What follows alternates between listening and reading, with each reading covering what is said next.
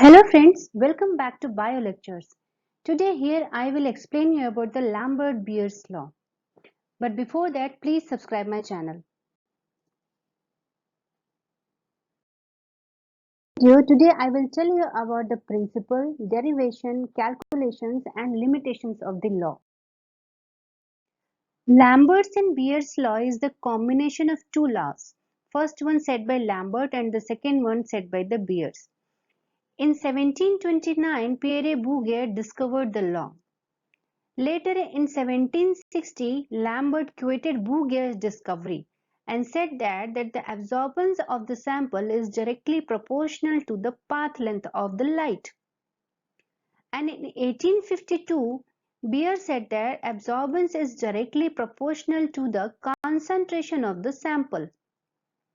So Beer's and Lambert's law is the combination of these two laws. Whenever a light is passed through a sample, so some of the light is absorbed and remaining is transmitted. So Beers and Lamberts quoted that the quantity of the light that is absorbed by the sample is directly proportional to the concentration of the substance and the path length of the light through the solution. Here in the diagram, you can see that the I0 is the incident light that is passing through the sample.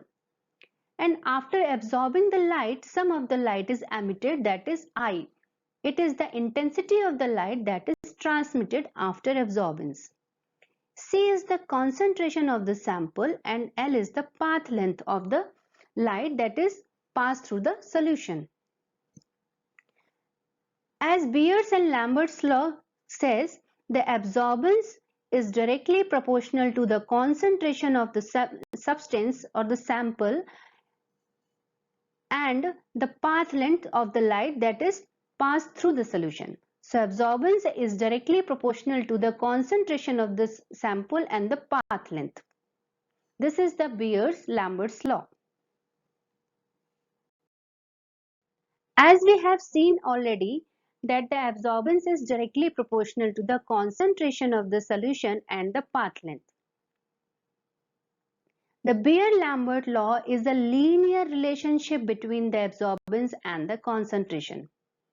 Molar absorption coefficient and the optical coefficient of the solution. As the absorbance or the concentration of the sample is increased, so the absorbance is also increased. As the path length of the light is increased, so the absorbance is also increased. So there is a linear relationship between the absorbance, concentration and the path length. Here E is the, or epsilon, sorry, here epsilon is the molar absorption coefficient. The unit of epsilon is per mole per centimeter.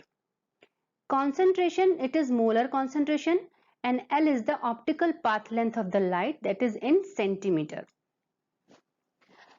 The molar absorption coefficient of a sample is dependent property and is measure of how strong an absorber the sample is at particular wavelength of light.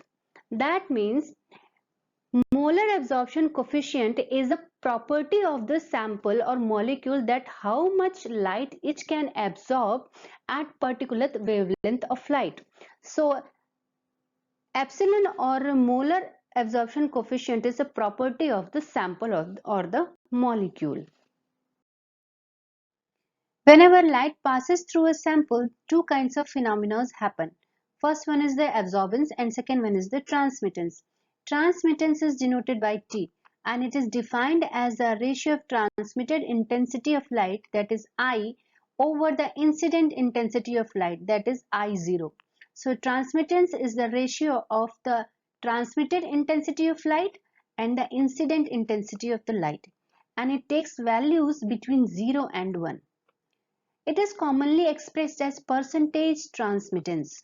So it is written as 100 into transmitted intensity of light and the incident intensity of light. Transmittance and absorbance has the logarithmic relationship, because whenever there is a 0% absorbance, so there is a 100% transmission, and whenever there is a 100% absorbance, so there will be 0% transmittance. So there is a logarithmic relationship between the absorbance and the transmittance. Absorbance is the log 10 of the incident intensity of light and the transmitted intensity of the light. This one is the reverse ratio of the transmittance. So absorbance can be written as minus log 10 of the transmittance. This is the formula for the to calculate the absorbance.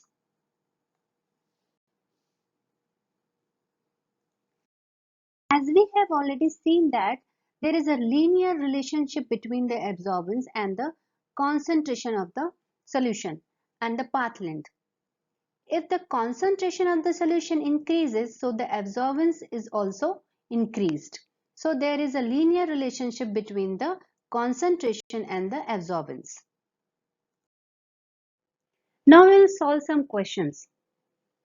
Here, this question says that in a spectrophotometric cell 2 cm path length, the solution of substance shows the absorbance value of 1. If the molar absorptivity of the compound is 2 into 10 raised to power 4 liter per mole per centimeter, calculate the concentration of substance in solution. Here we have to calculate the concentration of the substance in solution. What is the concentration of the substance in solution? These are the option: 2.5 into 10 raised to power minus 4 mole per liter. Second one is the 4 into 10 raised to power minus 4 mole per liter. Third one is 1 into 10 raised to power 4 mole per liter. Fourth one is the 5 into 10 raised to power minus 4 mole per liter. So we have to identify the correct answer. First we will check what we have to be given in this question. What are the values have been given in the question? Here path length, that is 2 cm, L has been given. Solution of the substance, absorbance of the absorbance value, that is 1, it is also given. If the molar absorptivity of the compound is 2 into 10 raised to power 4, that means epsilon is also given here. Calculate the concentration of the substance, that means we have to find out the concentration of the substance. As you know, absorbance is equals to epsilon, or the absorption coefficient, concentration of the solution, and the path length. Here A has been given, epsilon has been given, and the path length has been given. So we will put the values of all these things and we will calculate the value of C. Molar absorptivity given here, absorbance 1. So here we will put the value absorbance 1. Molar absorptivity is 2 into 10 raised to power 4. We have to find, and the path length is 2 cm. So here C will be here, and just 1 divided by all this 2 will go down. 2 into 10 raised to power 4 into 2, and 1 divided by 4 into 10 raised to power 4. Here 1 by 2 will be 0.25, and it is 10 raised to power 4. When it will go up, it will be 2.25 into 10 raised to power minus 4, because it will go up. So the total value will be 2.5 into 10 raised to power minus 5. So our answer will be, or the concentration will be 2.5 into 10 raised to power minus 5 mole per liter. So next, what are the causes that we will get a non-linearity in this law? Or you can say that there is some limitations of this law. First limitation is that the deviation in the absorptivity coefficient in high concentration, more than 0.01 mole, due to electrostatic interaction between the molecules in close proximity. It means that if the concentration of the solution is more than 0.01 mole, then there is a electrostatic interaction between the molecules because they are very close together, because concentration high, so there is a deviation in the absorption coefficient. That is first limitation. Second one is that scattering of light due to particulates in the sample. Third one is that some of the samples show fluorescence and phosphorescence.